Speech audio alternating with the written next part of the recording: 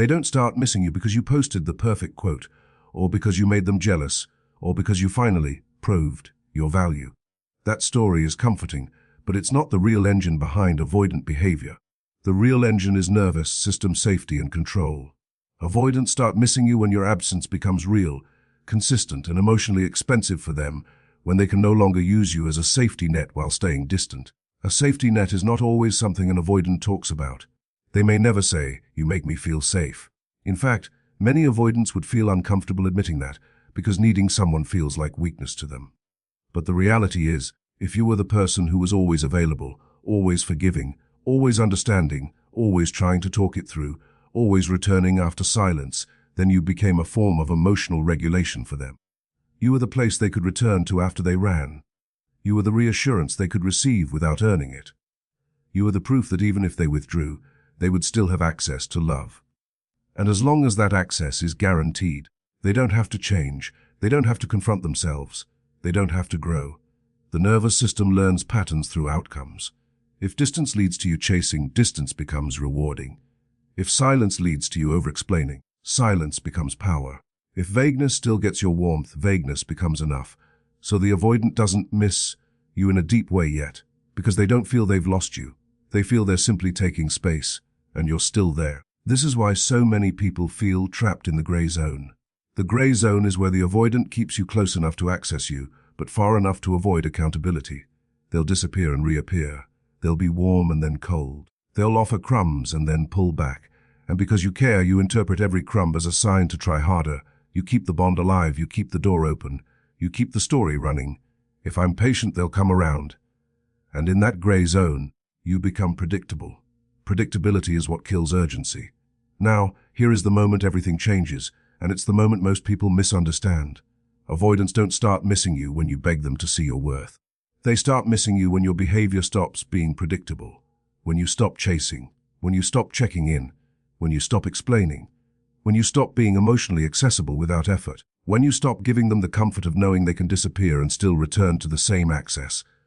That's what your absence becomes real means. It means you are no longer participating in the old pattern. You're not punishing. You're not playing games. You are simply not available for uncertainty anymore.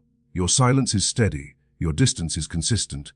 Your standards are clear. And because it's consistent, their nervous system can't dismiss it as drama. They can't tell themselves, they'll be back tomorrow. They can't tell themselves, this is just a mood. They can't use the old story that protected them. I can always come back. And the moment that story cracks, missing begins. Not because they suddenly became romantic, because control collapses. Avoidants use control to regulate anxiety. Control is created through distance, silence, and ambiguity. But control only works if the other person stays emotionally available. If you stay available, they can manage closeness by pulling away without consequence. If you stop being available, control stops working. Now they have uncertainty. Now they have risk. Now they have the one feeling they hate the most, not knowing where they stand. That uncertainty activates their attachment system. This is the key psychological truth. Many avoidants can suppress attachment when they feel they have access. But when they feel real loss is possible, their attachment turns on. Their mind starts circling you. They start thinking about you at night. They start checking for signs. They start replaying moments. They start comparing. They start feeling that quiet discomfort that says, what if I actually lost them? This is why tricks, like jealousy posts, are not the real reason. They can create a reaction, sure, but the deeper missing comes from consistent consequence, not from performance. A jealousy post can be ignored or labeled as manipulation. But consistent absence cannot be argued with. It speaks in the only language the avoidant nervous system truly respects: reality. So the first keynote is not just a hook. It's a wake-up call for your audience. It tells them they are not powerless. You don't have to be perfect to be missed. You don't have to perform to be valued. You don't have to compete. The strongest trigger for avoidant missing is not your beauty, not your speech, not your intensity. It's your boundary. It's your absence becoming real. And here is the empowerment inside that. If they can miss you only when you become unavailable, that means you were never lacking value. They were lacking capacity. Your worth was always there. What changed was access. What changed was consequence. What changed was the nervous system equation that used to protect them. So if your viewers want to hold on to their power, they must remember this. Do not chase someone into missing you. Do not beg someone into valuing you. Let your actions create clarity. Let your absence become real. And when they start missing you, don't get hypnotized by the fact that they miss you. Use that moment to require something better: consistency, accountability, and a love that doesn't need to lose you to finally respect you. That first stage, the relief stage, is the part that hurts your audience the most, because it makes them feel like they never mattered. You're sitting there grieving, replaying every moment, questioning your worth, and the avoidant looks calm, even lighter. They seem fine, they seem busy, they seem unbothered, and your mind translates that into the most painful story possible. They don't care. But what's usually happening is not the absence of feeling, it's the presence of nervous system relief. For many avoidants, closeness doesn't feel like comfort. It feels like pressure. Even if you were loving, even if you weren't demanding, intimacy still brings expectations by default. Texting back, explaining yourself, being consistent, being emotionally available, dealing with conflict, talking about the relationship, being responsible for someone's feelings. To a secure person, those are normal parts of love. To an avoidant nervous system, those can feel like a trap, not because you are trapping them, but because their body associates closeness with loss of autonomy. They learned somewhere in their past that being needed equals being controlled, that emotions equal chaos, that conflict equals criticism, that commitment equals suffocation. So when the relationship gets close, their body starts buzzing with discomfort. They don't always know why, they just feel it. And they deal with it the way they know how: distance. So when they finally get distance, their nervous system calms down. The pressure they felt dissolves. The emotional intensity drops. The hard conversations stop. The expectations stop. And that calm feels like relief. That relief is real in their body. It's like stepping out of a loud room. You can breathe again. That's why they can look cold or casual right after hurting you. Their body is soothed by space. Now here's the key point: relief is not proof they didn't love you. Relief is proof that their system was overwhelmed by closeness. It's not romantic, but it's honest. Their calm is a coping mechanism. Their calm is a defense. Their calm is what allows them to avoid shame and vulnerability. Because if they immediately felt the full weight of what they did, they'd have to face the consequences emotionally. They'd have to admit they hurt you. They'd have to feel guilt. They'd have to risk being rejected. They'd have to have a conversation they don't feel equipped to have. Relief keeps them from having to face that. This is why the relief stage often comes with a story. The mind tries to justify the body's calm, so they tell themselves, "I'm better off. We weren't right. They were too much. I needed space." Sometimes parts of that story are true. Sometimes it's self-protection. But either way, it keeps them from feeling the deeper layer. It keeps them from missing you yet, because missing you would require admitting you mattered in a way that threatens their independence. So the relief stage is like numbness disguised as confidence. And for your audience, this is where the worst mistake happens. You see them calm, and your nervous system panics. You try to make them feel something. You send long messages. You explain your pain. You ask for closure. You demand answers. You chase their empathy. And the more you chase, the more relieved they feel to stay distant. Because your pursuit confirms their fear. This is pressure. Your emotional intensity confirms their story. This is too much. They withdraw further to regulate. And you end up feeling even more rejected. So the most powerful move in the relief stage is not to argue with their calm. Don't try to force them into emotion. Don't try to convince them you mattered. Don't try to make them regret faster. You can't. Avoidant regret is delayed precisely because relief comes first. If you chase during the relief stage, you actually extend it. You give them more reasons to stay numb. You give them more excuses to avoid. You keep the old dynamic alive, them distancing, you pursuing. The relief stage ends when reality sets in, when the distance isn't just a break but a consequence, when your absence is consistent, when you stop being accessible, when the safety net is gone. That's when relief fades and the next feelings surface: restlessness, uncertainty, curiosity, and eventually missing. But for that to happen, the relief stage has to be respected as what it is: a nervous system exhale, not a final verdict on your value. Here's the message your viewers need to hear: their calm does not mean you are not important. Their calm does not mean you were easy to replace. Their calm does not mean they never cared. Their calm means they are using distance to avoid emotional exposure. And while that explains it, it doesn't excuse it. Because a love that requires you to suffer in silence so they can feel calm is not a healthy love. It's a dynamic that drains you. So instead of trying to win against the relief stage, you become steady. You step back. You stop chasing. You stop performing for empathy. You let space do what it does. You let your absence become real. And when relief is no longer possible because the consequence is real, that's when the avoidant finally has to face the feelings they postponed. That's when the missing starts. But the power is in you not collapsing in the first stage. Because the first stage is designed to tempt you into chasing, and chasing is what keeps you trapped. The real trigger is the quiet, because quiet is where an avoidant finally feels what they successfully avoided while the relationship was active. When you were there, your presence cushioned the consequences. Even if they were inconsistent, even if they withdrew, even if they hurt you, there was still a sense of access. There was still a door cracked open. There was still a familiar safety net in the background, the idea that you would answer, you would forgive, you would stay connected in some way. That access kept their nervous system calm enough to keep running from the deeper emotions. But when the relationship goes silent and your absence becomes steady, the silence starts to press on them. Not like romance at first, like discomfort, like an itch they can't scratch, like a room that suddenly feels too empty. This is the beginning of missing, and it usually starts as restlessness, not heartbreak, because avoidants often don't interpret their emotional discomfort correctly. They don't say, "I miss them." They say, "I'm bored, I can't sleep, I feel off, I'm irritated, nothing feels right." That's because avoidants are trained to disconnect from emotion and move into analysis or distraction. So when the feelings finally start rising, they come up through the body first. The body remembers you before the mind admits it. The body searches for the familiar calm you used to provide. The body notices the absence of your warmth the way it notices the absence of light when a lamp is turned off.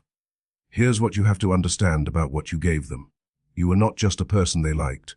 For many avoidants, you were stability, you were routine, you were emotional regulation, you were familiarity. Even if they resisted closeness, your presence still affected their nervous system. Your messages, your consistency, your care, your predictable love. It anchored them more than they admitted. And when you disappear from their daily reality, they feel the destabilization. They feel the drop. They feel that something is missing, but because they don't like naming emotions, they try to replace the feeling with distractions. This is why the quiet is so powerful. Distractions eventually get tired. The new conversations don't hit the same. The dopamine fades. The nights get quiet. The weekends feel emptier. The small moments that used to be filled by you become obvious. They reach for their phone and there's nothing. They go through something stressful and there's no familiar person to absorb it with them. They have a win, and the person who would have celebrated is gone. They have a low moment, and the person who used to soften it is absent.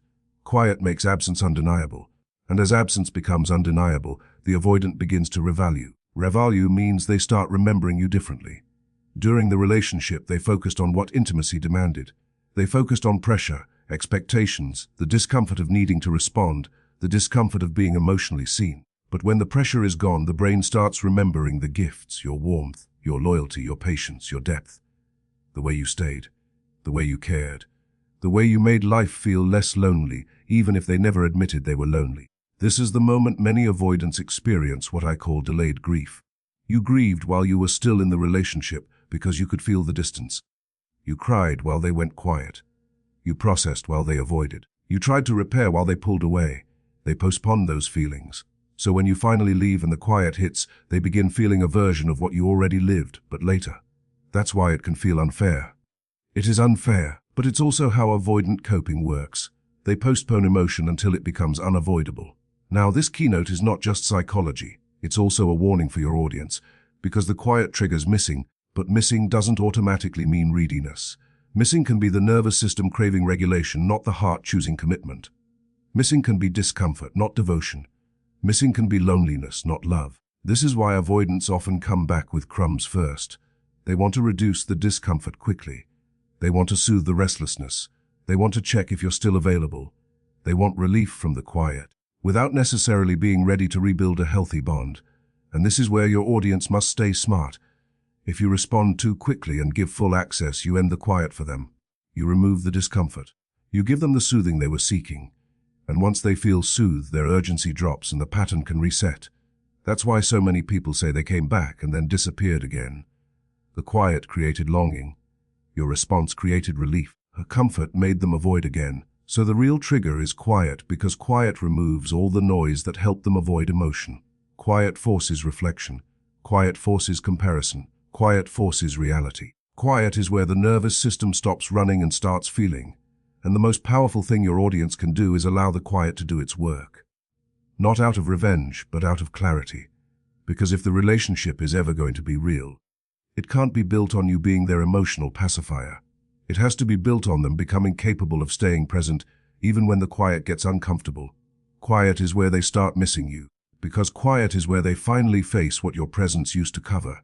The turning point is the moment you stop chasing and control collapses. Because avoidants don't just miss people, they miss access, certainty, and the power to manage closeness on their terms. As long as you are chasing, explaining, checking in, reacting, and emotionally orbiting them, they still feel a form of control. They can pull away and still feel the bond is alive. They can stay vague and still feel you're there. They can disappear and assume you'll return. Your pursuit, even when it's loving, becomes proof to their nervous system that they don't have to risk anything to keep you. And then you stop. Not dramatically, not with a speech, not with 1,000 messages. You just stop feeding the pattern. You stop trying to be understood by someone who keeps choosing distance. You stop asking for clarity from someone who keeps living in the gray zone. You stop proving your worth. You stop chasing their attention like love is a prize you have to earn. You let the silence sit. You let the consequences land. You let your absence become consistent. That is when the avoidant's entire emotional equation changes. Because control is how an avoidant regulates anxiety. Control means they decide the pace. Control means they decide the distance. Control means they can get close when they want and disappear when they feel overwhelmed. Control means they can be in the relationship without being fully accountable to it. But control only works if you remain accessible. If you remain accessible, they can always return to comfort without facing the cost. If you are not accessible, control collapses, and when control collapses, uncertainty begins. Uncertainty is the real trigger. It is the uncomfortable feeling of not knowing where they stand with you anymore. It is the realization that you might be gone for real. It is the fear that the safety net has been removed. It is the sense that they can't predict you, and for someone who uses predictability to feel safe, unpredictability feels like danger. This is why the avoidance attachment system often activates only when the fear of loss becomes real. While you were chasing, there was no fear of loss. There was annoyance, pressure, discomfort, but not loss. Loss was theoretical. You were still there. You were still reachable. They could still assume your empathy. So they stayed calm enough to remain avoidant. But when you stop chasing, loss becomes possible. Now they have a risk. Now they have something at stake. And the human brain pays attention when there's something at stake. That's why they suddenly start thinking about you more. Not because you became more valuable overnight, but because your availability changed. The brain values what it could lose. The nervous system fixates on uncertainty. It starts scanning for information. Are they still there? Did I push too far? Are they moving on? Do I still matter? This scanning becomes the beginning of missing. And that missing often shows up first as surveillance, not vulnerability. They watch your stories. They check your profile. They notice the shifts in your energy. They ask mutual friends. They suddenly remember things about you. They start hovering around the edges. Because they want certainty without the humiliation of a direct confession. They want to restore control without risking rejection. They want to reduce the discomfort quickly. But here's what makes this turning point so powerful for your audience. It reveals that chasing was never love. It was a role you were trapped in. When you stop chasing, you stop playing the role that made them comfortable. You stop being the emotional safety net that allowed them to avoid. You stop making it easy for them to stay immature. And that changes everything. Now, an important warning. This turning point does not mean the avoidant has suddenly become healthy. It means they have become activated. Activation can look like love. Activation can look like obsession. Activation can look like sudden attention. But activation is not the same as commitment. Activation is a nervous system reacting to uncertainty. It's a fear response as much as it is a desire response. That's why avoidants can suddenly become warm when you pull away, and cold again when you return. They're not necessarily lying. Their system is swinging between fear of loss and fear of closeness. So the power of this turning point is not in making them chase you. The power is in forcing the truth to surface.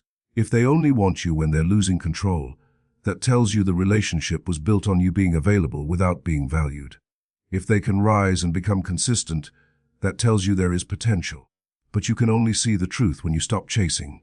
This is why your audience must hold this moment with discipline. Because the moment the avoidant begins to hover, the old you wants to rush in. You want to respond fast. You want to reopen the door fully. You want to soothe. You want to reward the attention because it feels like proof. But if you do that, you restore control, you remove uncertainty. You give relief without repair. And then the avoidant pattern returns. So if your viewers want the turning point to mean something, they must keep their standards, be calm, be kind, but require consistency, require accountability. require real effort over time. Because the moment you stop chasing is the moment control collapses, and that collapse is what reveals whether they will grow, or whether they were simply enjoying the safety of your love without the responsibility of loving you well. When avoidants start missing you, it often shows up as watching, hovering and testing with crumbs before it shows up as real accountability. And that is exactly why so many people get trapped again. Because crumbs feel like proof when you've been starving. A can feel like a confession. A story view can feel like devotion. A meme can feel like an apology. And if you don't understand what's happening, you'll mistake their nervous system discomfort for genuine readiness. You'll open the door wide, and you'll end up right back in the same cycle. Here's what's really happening. Missing you creates discomfort in them, but accountability creates shame. And shame is the emotion avoidants avoid the most. Shame feels like exposure. It feels like being wrong. It feels like being judged. It feels like being trapped in emotional responsibility. So even when they miss you, they often won't come forward in a clean, direct way. They don't want to say, "Miss you, I hurt you, I want you back," because that sentence forces them to face the harm and it risks rejection. So instead, they seek certainty in the safest way, through indirect contact. That's why they start watching you. Their brain is scanning for information that reduces uncertainty. Are you moving on? Are you happy? Are you still available? Are you posting differently? Are you dating? Are you still affected? They watch because watching is low risk. Watching lets them feel close without being vulnerable. Watching lets them calm their nervous system without admitting they need you. Then comes hovering. Hovering is when they make contact that is small enough to deny if it goes badly, but meaningful enough to test the door. A late night, how are you? A casual, hope you're okay. A reaction emoji, a random question that doesn't matter, a meme. A comment on something superficial. This is not nothing, it's a probe. It's them touching the door to see if it's locked. And the reason these crumbs are so common is because they're designed for safety. They give the avoidant an escape route. If you respond warmly, they get relief and reassurance. If you respond coldly, they can tell themselves, "I was just checking in." They don't have to risk a real emotional conversation. They don't have to risk being rejected for wanting you. They don't have to own the past. They get to test your availability without paying the price of accountability. This is why crumbs are so dangerous for the viewer. Because crumbs trigger your hope. They trigger your dopamine. They make you think the story is turning around. They make you want to respond immediately, warmly, deeply. You want to pour out your heart. You want to finally be chosen. You want to confirm they care. And the moment you do that, you give them what they came for: relief. Relief is the calm they feel when they know they still have access to you. But relief is not repair. When you give full emotional access in response to crumbs, you end the uncertainty that was making them miss you. You remove the discomfort that was pushing them toward you. Their nervous system relaxes. Their anxiety drops. The fear of losing you fades. And once that fear fades, the old avoidant pattern often returns, because now closeness starts feeling risky again. Now they feel pressure again. Now they feel responsible again. And they pull away again. This is the heartbreak loop, and it's why so many people say they came back and then disappeared again. They didn't come back to rebuild. They came back to regulate. They came back to soothe their discomfort. They came back to make the ache quiet, and you, with a soft heart, became the medicine again. So how do you handle this stage without becoming cold or cruel? You become clear. You become calm. You become structured. You don't ignore them to punish them. You don't respond to punish them either. You respond proportionally. If they send a crumb, you don't give a feast. You don't pour out your heart because they sent. You stay grounded. You give short warmth but not full access. You slow down. You watch what they do next. Because the truth is not in the first message. The truth is in the follow-through. A person who truly wants you back doesn't just send crumbs. They build, they get specific, they take responsibility. They say what they want. They acknowledge the harm. They don't rush you. They don't guilt you for being cautious. They don't act entitled to your time. They respect your boundary. They show up again tomorrow and the next day and the next week. They keep the energy steady, not specky. And this is where your viewers regain control. Instead of reacting to crumbs, they start evaluating patterns. Instead of chasing the moment, they watch the consistency. Instead of being hypnotized by contact, they demand repair. They understand that missing you is not enough. They understand that regret is not enough. They understand that emotional words are not enough. The relationship must change or the cycle continues. So yes, when avoidants miss you, they often watch, hover, and test before accountability. And your power is not to block every crumb or chase every crumb. Your power is to stop being a place they can return to for relief while refusing to grow. Because the moment you stop rewarding crumbs with full access is the moment you find out what's real. Whether they truly want you, or they simply want the comfort of you. Here's the final twist that keeps your audience to the end. Because it's the moment the whole story either becomes healing, or becomes the same cycle again. If you give relief without repair, the avoidant doesn't become more loving, they become more comfortable. And comfort without growth is what brings the old pattern back. The proof is not that they said, "I miss you."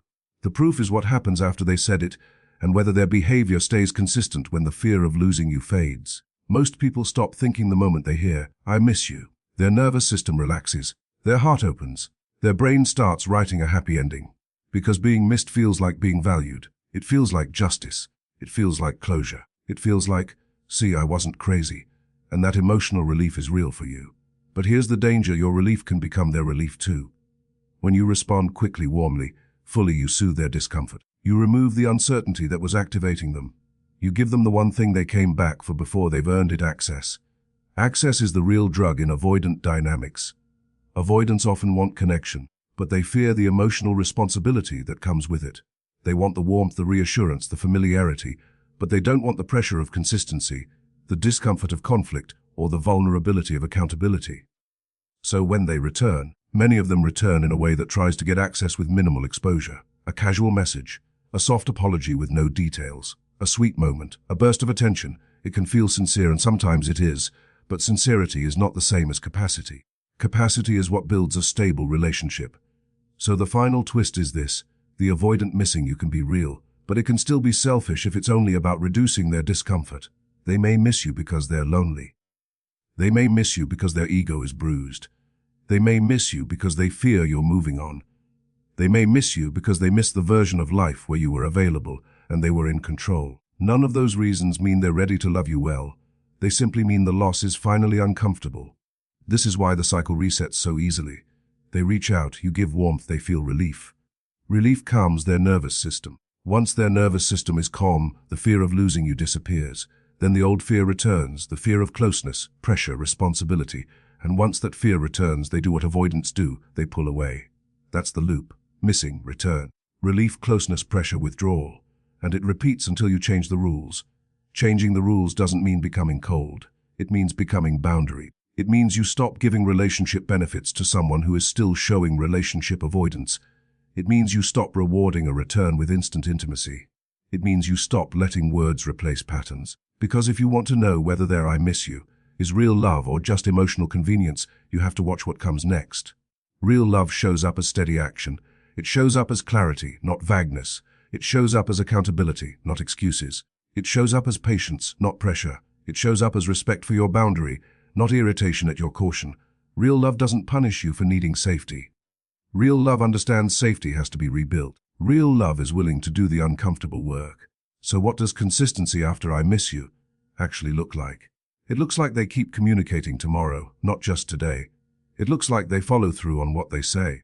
It looks like they don't disappear when emotions rise. It looks like they show up even when you don't immediately give reassurance. It looks like they don't make you chase. It looks like they don't keep you in suspense. It looks like they make time. Not excuses. It looks like they take responsibility for the pattern: I shut down, I avoid, and I'm working on it. It looks like they invite change, not just contact. And repair is the most important part of consistency. Repair means when they mess up, they come back and own it. Not days later like nothing happened, not with a joke, not with a distraction. They name it. "I went quiet, I got overwhelmed, and I know that hurt you." They don't blame you for your reaction. They don't act like you're dramatic. They don't demand you forget it. They ask what you need. They adjust. They improve. That is repair, and repair is what separates a relationship from a repeated wound.